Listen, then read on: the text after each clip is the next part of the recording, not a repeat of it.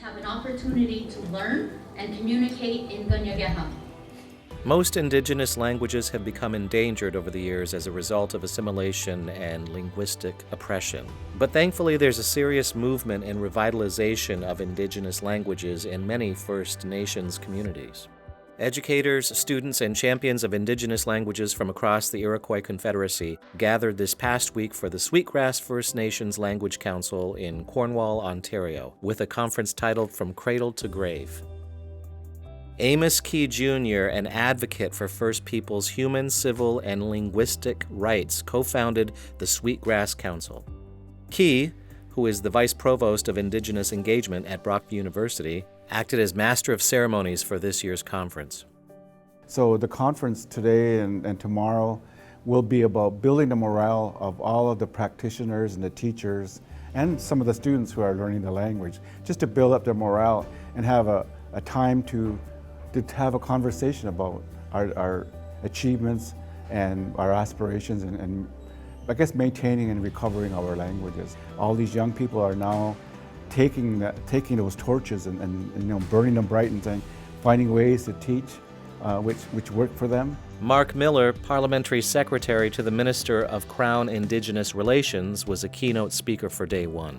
Miller recounts his address to the House of Commons in Mohawk and says he feels a sense of responsibility to the Haudenosaunee people.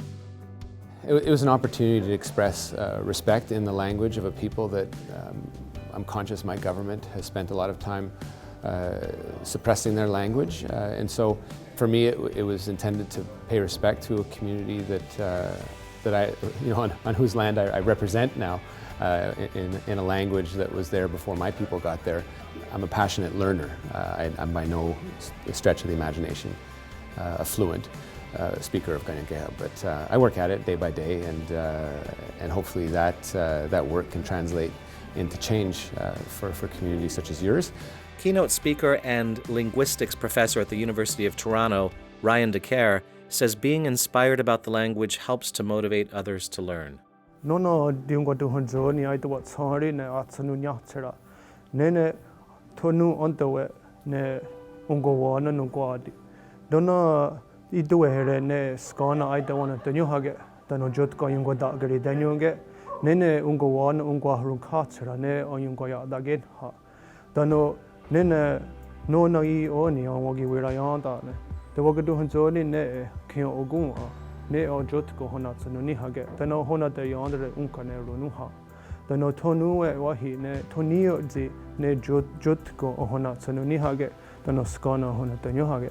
De Haswateta, Jacob Doreen, a young language educator in Kahnawake, says because the language is being taught more in classrooms now as opposed to historically being passed on orally in everyday life, instructors are always evolving in their teaching methods. It's like we're coming up with things that we've never had to come up with before, and because we're teaching our languages to our own people and we've never had to do that before.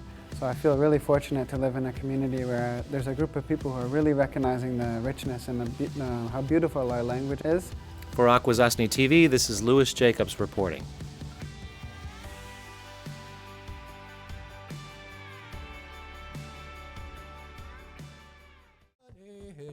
Yo, honey,